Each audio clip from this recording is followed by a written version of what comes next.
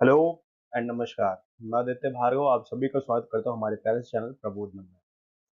हम लोग light reflection and refraction chapter पढ़ रहे हैं एंड पढ़ते वक्त हमने एक लेक्चर लिया हुआ है एंड इस लेक्चर के एंड तक हम पढ़ चुके थे दैट लास्ट लेक्चर के एंड तक कि लॉज ऑफ रिफ्लेक्शन क्या है। हमने रिफ्लेक्शन स्टार्ट कर दिया था, रिफ्लेक्शन क्या होता है, हमने लॉज ऑफ रिफ्लेक्शन पढ़े थे एंड उसके साथ साथ हमने टाइप्स ऑफ रिफ्लेक्शन पढ़ा था। दो तरीके के रिफ्लेक्शन हमें देखने को मिलते हैं, पहला रेगुलर रिफ्लेक्शन एंड दूसरा इरेगुलर रिफ्लेक्शन एंड ये दो टाइप के रिफ्लेक्शंस हम ऑलरेडी पढ़ चुके हैं। सो आज की क्लास कुछ नई नई चीजों के साथ एंड शुरू करते हैं अपने प्यारे चैप्टर को जो कि है light reflection and refraction.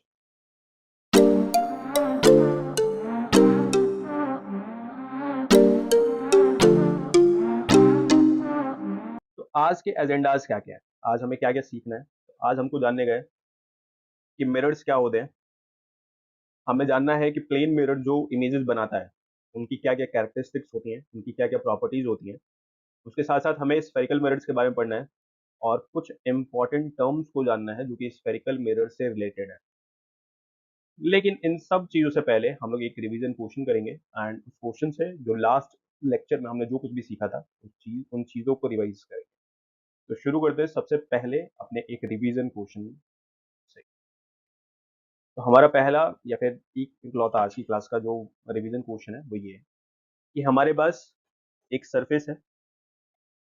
Let us suppose ये एक सरफेस है हमारे पास एंड इस सरफेस पे एक रे इंसिडेंट हो रही है। आई होप आपको दिखाई दे रहा होगा कि ये रे इंसिडेंट हो रही है एंड इस रे का सरफेस से जो एंगल है वो है 30 डिग्री। और हमसे पूछा गया है कि what will be the total angle between incident ray and reflected ray.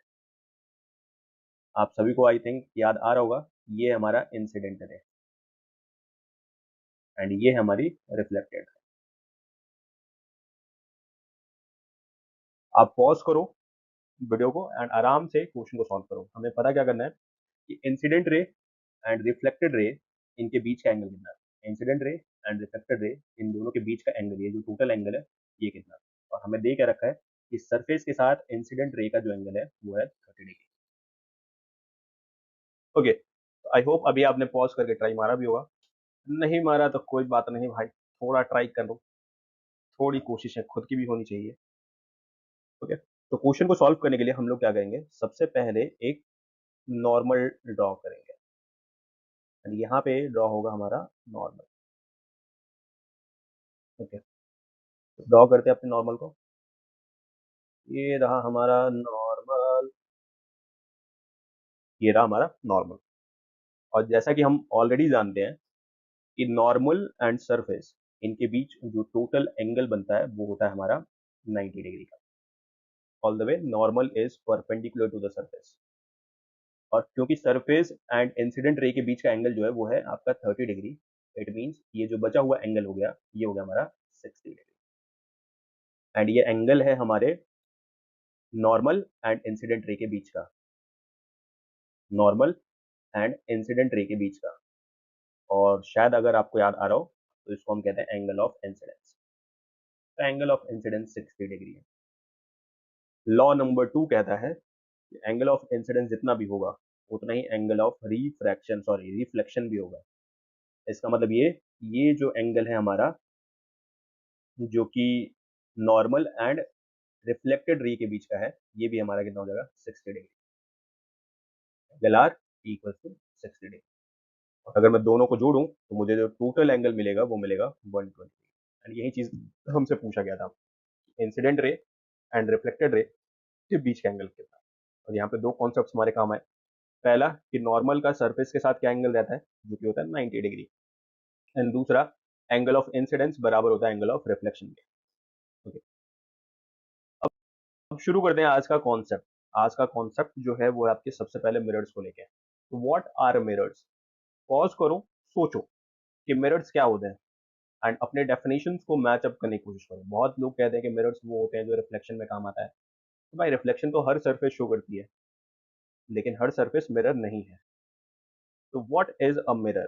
तो अगर हम बात करें तो 3 कंडीशंस जो भी सेटिस्फाई करेंगी वो हमारे मिरर्स कहलाई जाएंगी। एंड वो 3 कंडीशंस कौन कौन सी हैं? पहला, it must be a piece of glass. दूसरा, it should be polished from either side. किसी एक साइड से पॉलिश्ड होना चाहिए, polished from either side. And तीसरा, यूज फॉर रिफ्लेक्शन, यानी रिफ्लेक्शन करना चाहिए, रिफ्लेक्शन के लिए यूज होना चाहिए। तो जो भी चीजें इन तीनों कंडीशंस को फुलफिल करती हैं, it must be piece of glass, polished from either side and use for reflection, उन चीजों को हम मिरर्स कहते हैं। तो mirror is a reflective surface that bounces light to create an image. They are made by placing a thin layer of aluminum or silver nitrate on the back of a flat piece of a glass. Piece of glass polished, साथ में reflection. तो जो भी substance in तीनों conditions को fulfil करेगा वो mirror है। ध्यान रखने वाली बात है कि जो पॉलिशिंग होती है वो आपकी एल्यूमिनियम और सिल्वर नाइट्रेट की होती है, एल्यूमिनियम नाइट्रेट और सिल्वर नाइट्रेट की। तो इस चीज का हमें ध्यान रखना है। ओके, तो मिरर्स हमने जान लिया है। आप देख रहे हैं, आई होप कि आपको एक मिरर ये दिखाई दे रहा है जो कि है मिरर ए, एंड दूसरा मिरर दिखाई दे रहा है आपको मिरर बी। मिरर ए जो है इसको हम कहने वाले हैं प्लेन मिरर।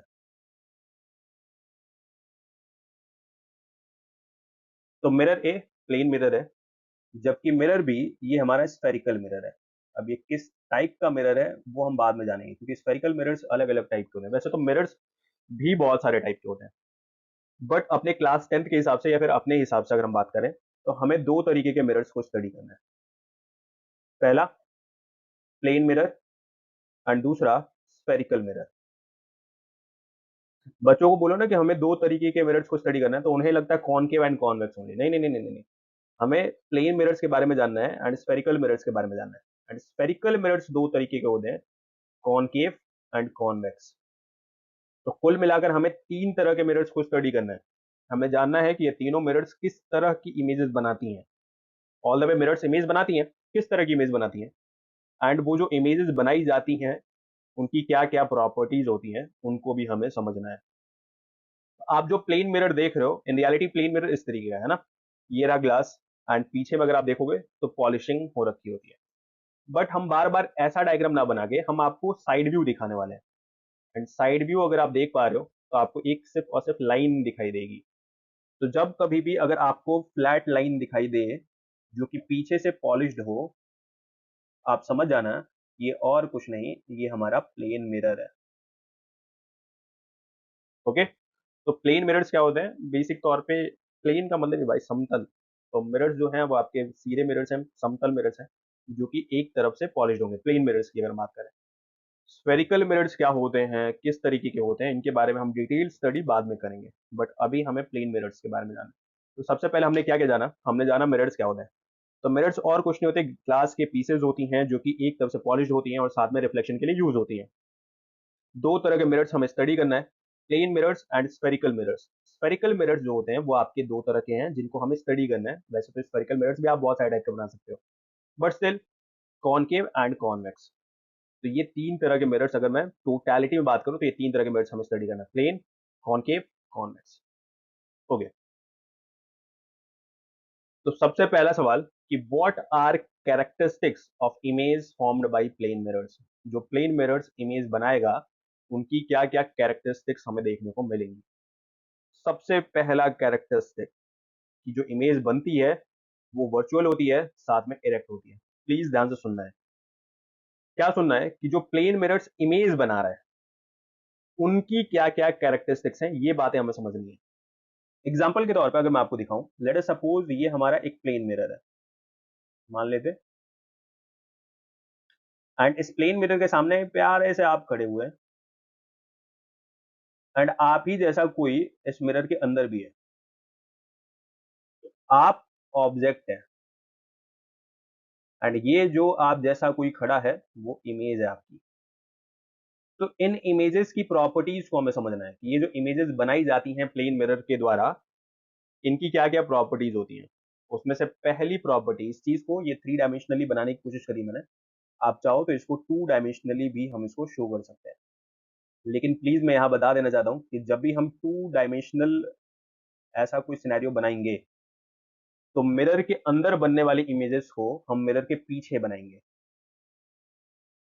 दोबारा, जब भी हम 2 डायमेंशनल डायग्राम्स बनाएंगे तो मिरर के अंदर बनने वाली इमेजेस को हम मिरर के पीछे बनाकर शो करेंगे। तो ये मिरर के पीछे बनाने का मतलब ये है कि मिरर के अंदर इमेज बनी है, ये जो इमेज बनी है वो मिरर के अंदर बनी है। ऐसी इमेजेस जो मिरर वर्ल्ड में बनती हैं या कह लो मिरर के अंदर बनती हैं, ऐसी इमेजेस को हम कहते हैं वर्चुअल। रियल एंड वर्चुअल की बकायदा आगे जाके मैं आपको डिफरेंस भी बताऊंगा, बट अभी के लिए आपको इतना ही ध्यान रखना है कि ऐसी इमेजेस जो मिरर के अंदर बनती हैं उनको हम कहते हैं वर्चुअल इमेज। एंड दूसरा इरेक्ट, इरेक्ट मतलब होता है सीधा। आप देख सकते हो कि ये रहे हमारे प्यारे से ऑब्जेक्ट एंड ये रही हमारी प्यारी सी इमेज। ऑब्जेक्ट सीधा है, इमेज भी सीधी है। क्या हमें ऐसा देखने को मिलेगा कि ऑब्जेक्ट तो हमारा ये रहा लेकिन इमेज हमारी ये रही? नहीं ना, ऐसा नहीं देखने को मिल रहा है। ये आपकी इन्वर्टेड इमेज कहलाती है।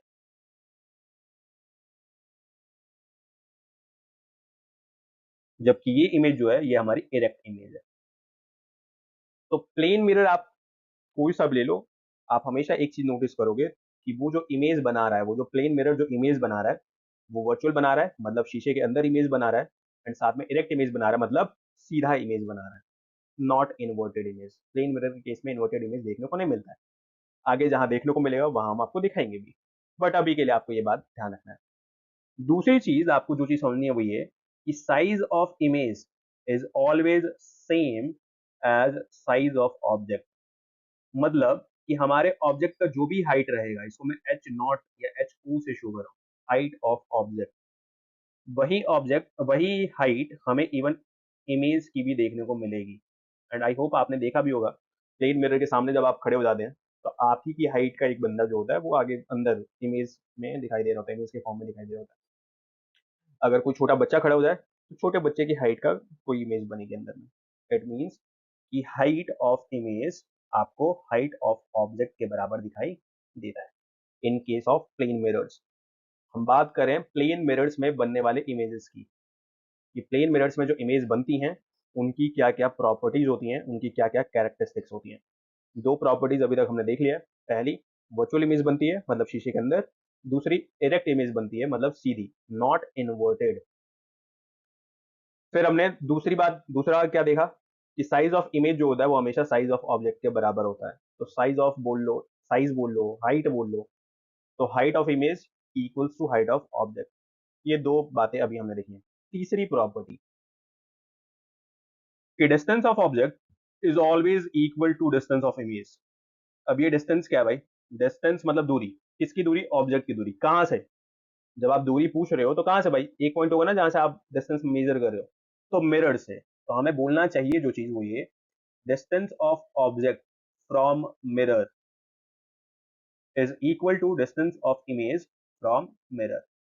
बट ये बाय डिफॉल्ट अंडरस्टूड है कि हम जो भी डिस्टेंसेस माप रहे हैं वो मिरर से माप रहे हैं, इसीलिए हम बार बार फ्रॉम मिरर नहीं बोलेंगे। ये अंडरस्टूड होना चाहिए हमें। इसका मतलब ये कि अगर मेरे पास ये रहा हमारा मिरर एंड ये खड़े आप प्यारे से मुस्कुराते हुए, तो ये बनी इमेज। तो मिरर से जितनी दूरी पर ऑब्जेक्ट आपको दिखाई देगा उतनी ही दूरी पर आपको इमेज भी एक्सपीरियंस होगी या कह लो फील होगी। What is u? U is distance of object and what is v? Distance of image. And ये दोनों के दोनों क्या होते हैं? सेम रहते हैं। तो distance of object and distance of image हमें सेम एक्सपीरियंस होता है in case of plane mirror. And last property जो कि इमेजेस की देखने को मिलती है in case of plane mirror, and वो है लेटरली इन्वर्टेड। इमेज जो बनाई जाती है वो आपकी लेटरली इन्वर्टेड होती है। एंड यहाँ पर अभी हम समझेंगे इन्वर्जन दो तरीके के। इमेज के केस में दो तरीके के इन्वर्जन देखने को मिलेंगे, एक लैटरल एंड दूसरा लॉन्गिट्यूडनल। तो लेट अस सपोज ये ऑब्जेक्ट है एंड ये मान लो इसकी इमेज बनी। ये जो इन्वर्जन है, ये जो उल्टापन आपको दिखाई दे रहा है, इसको हम कहेंगे लॉन्गिट्यूडनल इन्वर्जन।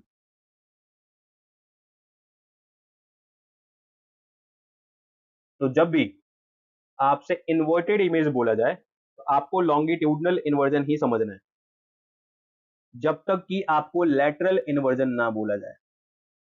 यानी अगर मैंने कभी भी बोला बाय डिफॉल्ट कि इन्वर्टेड इमेज बनी है, मैंने लैटरली इन्वर्टेड इमेज नहीं बोला, मैंने बोला इन्वर्टेड इमेज बनी है, तो आपको बाय डिफॉल्ट क्लिक हो जाना चाहिए कि मैं बात कर रहा हूँ लॉन्गिट्यूडनल इन्वर्टेड इमेज की।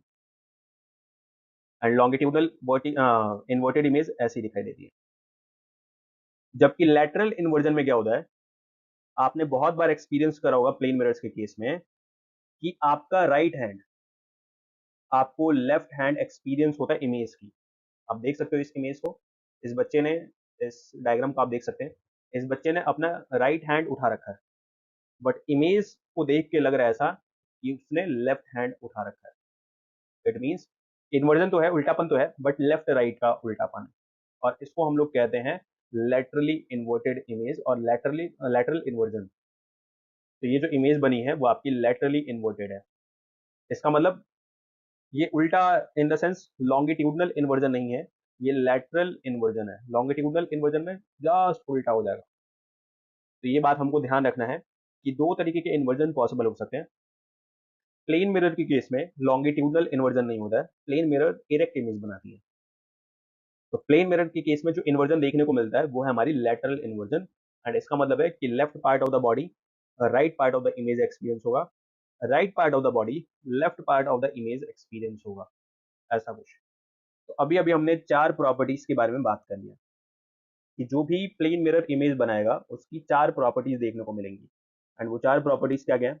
सबसे पहला, वर्चुअल एंड इरेक्ट इमेज बनेगी, not inverted by erect. Erect मतलब सीधा, इन्वर्टेड मतलब उल्टा। उल्टा भी दो तरीके का हो सकता है, या तो पूरा लेंथ वाइज उल्टा या फिर सिर्फ साइड वाइज उल्टा।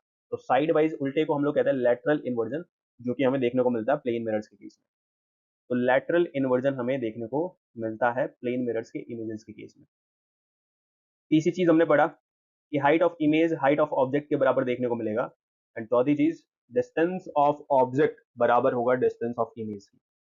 तो प्लेन मिरर के केस में ऑब्जेक्ट को कहीं भी रखो, इमेज यही चार प्रॉपर्टी शो करेगा। पहला, वर्चुअल एंड इरेक्ट, दूसरा लेटरल इन्वर्जन, तीसरा हाइट सेम रहेगा, एंड चौथा डिस्टेंस भी सेम देखने को मिलेगा। डिस्टेंस किसका किसका? सर, ऑब्जेक्ट एंड इमेज का डिस्टेंस भी हमें सेम देखने को मिलेगा। एंड अब हम लोग पढ़ सकते हैं स्फेरिकल मिरर्स के बारे में। हम अभी प्लेन मिरर्स के बारे में पढ़ रहे थे, एंड प्लेन मिरर्स के केस में हमने जाना कि भाई प्लेन मिरर क्या होता है। उसको शो करने के लिए एक सिंपल सी वर्टिकल लाइन शो करेंगे जिसको पीछे से पॉलिश कर देंगे हम लोग, वो आपकी प्लेन मिरर होगी। एंड प्लेन मिरर चार तरीके जो इमेजेस बनाती है, प्लेन मिरर जो इमेज बनाती है उसकी चार तरीके की प्रॉपर्टीज देखने को मिलती है।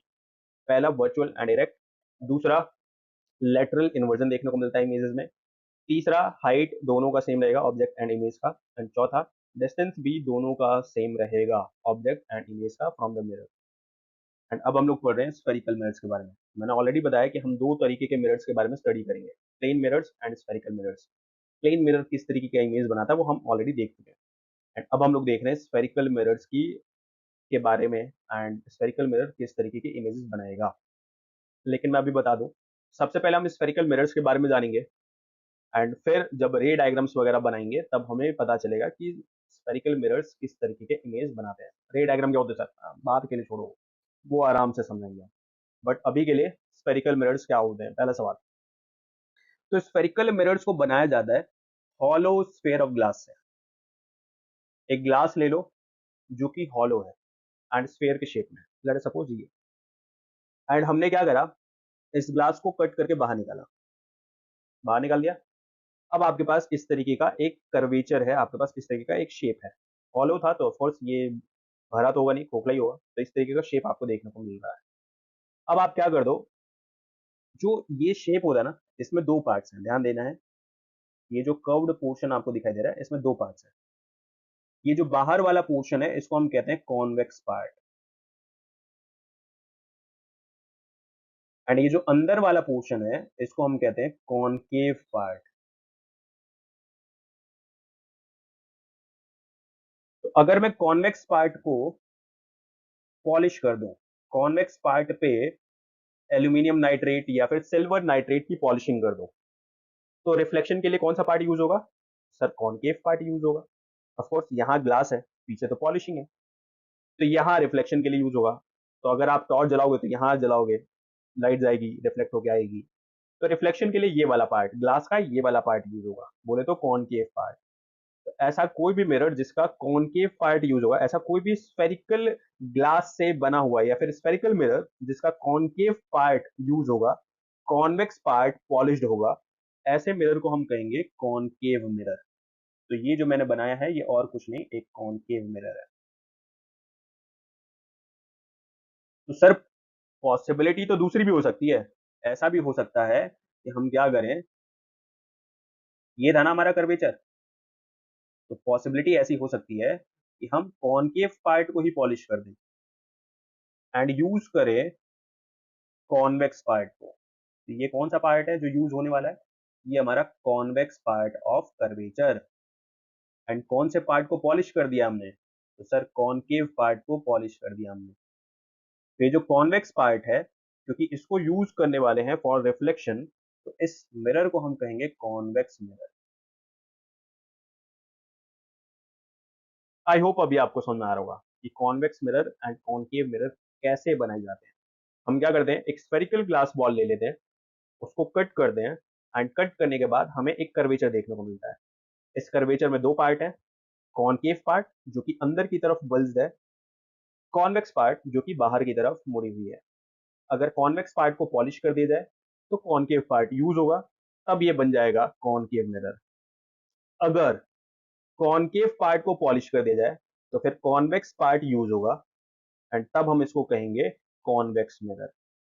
कॉन्वेक्स मिरर को डाइवर्जिंग मिरर भी कहते हैं, समझाएंगे हम क्यों कहते हैं, बट अभी के लिए आपको ये याद रखना है कि कॉन्वेक्स मिरर का दूसरा नाम डाइवर्जिंग मिरर, कॉनकेव मिरर को हम लोग कन्वर्जिंग मिरर कहते हैं।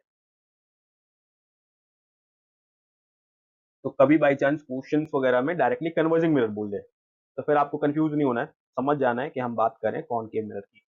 कभी क्वेश्चन में डाइवर्जिंग मिरर बोल दे तो कंफ्यूज नहीं होना है, समझ जाना है कि हम बात करें कॉन्वेक्स मिरर की।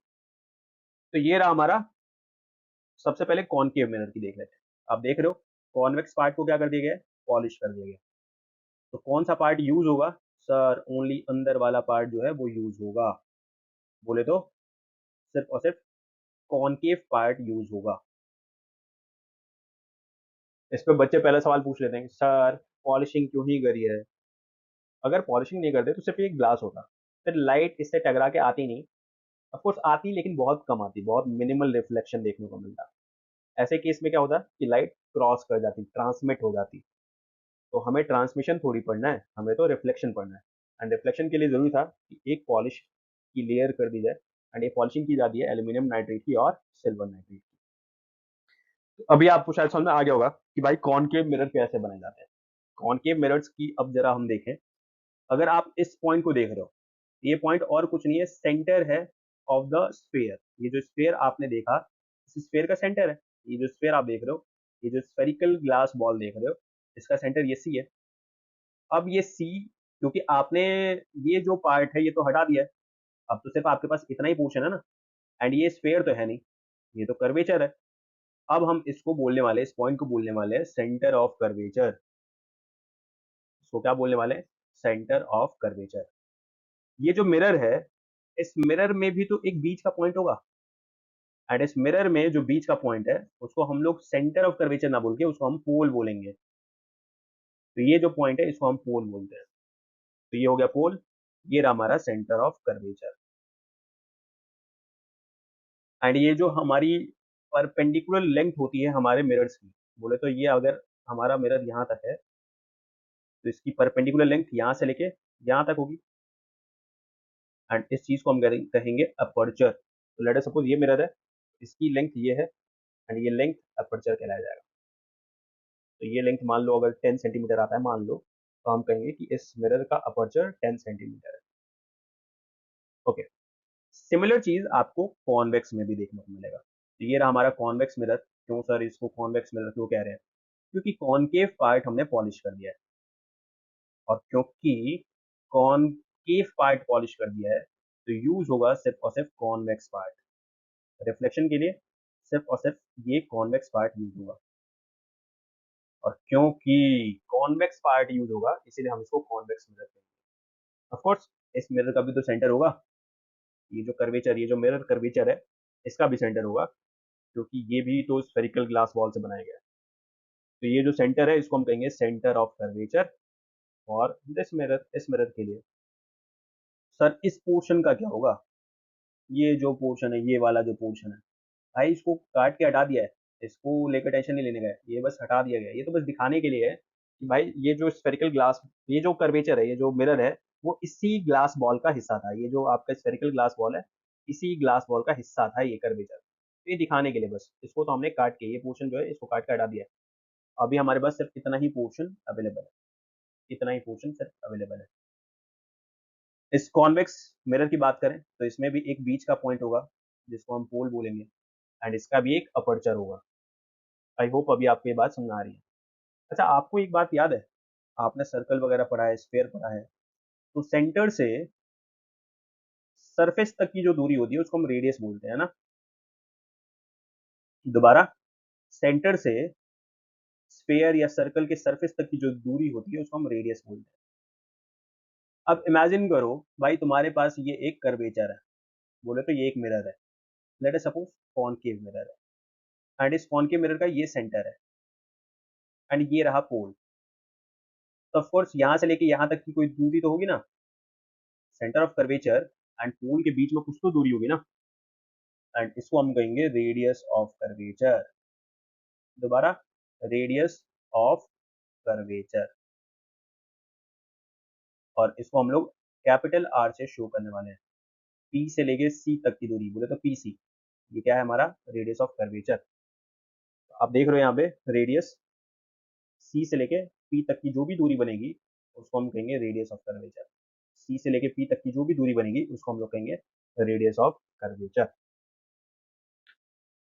इसी तरीके से अगर आप देख रहे हो, या आपको शायद नाइन्थ में आपने पढ़ा भी था, सर्कल वगैरह पढ़ा था, एंड वहां पे आपको पता है कि भाई सरफेस का, ये जो सरफेस है एंड रेडियस के बीच का जो एंगल होता है वो होता है 90 डिग्री। पढ़ा होगा ना, ये जो सरफेस है टेंजेंट हमेशा रेडियस के साथ 90 डिग्री होता है, परपेंडिकुलर होता है। ये पढ़ा था ना हमने। ये सरफेस है एंड ये हमारा रेडियस है, इन दोनों के बीच का जो एंगल बनेगा वो 90 डिग्री बनेगा। क्या समझाना चाह रहा हूँ, अगले साइड ध्यान से। मैं आपको ये समझाना चाह रहा हूँ कि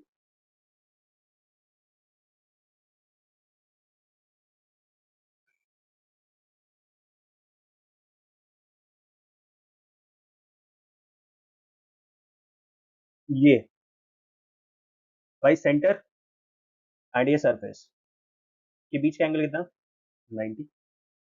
सेंटर, सरफेस, बीच का एंगल कितना, 90। इसी तरीके से